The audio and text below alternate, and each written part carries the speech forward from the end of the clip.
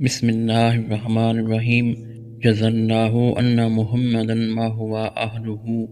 حضرت انس بن مالک رضی اللہ عنہ سے روایت ہے، انہوں نے کہا رمضان کا مہینہ شروع ہوا تو رسول اللہ صلی اللہ علیہ وآلہ وسلم نے فرمایا، تمہارے پاس یہ مہینہ آ گیا ہے، اس میں ایک رات ہے جو 1000 مہینے سے افضل ہے۔ جو اس رات کا ثواب حاصل کرنے سے محروم رہا وہ ہر بھلائی سے محروم رہا، اس کے خیر سے وہی محروم رہتا ہے جو واقعی محروم ہے۔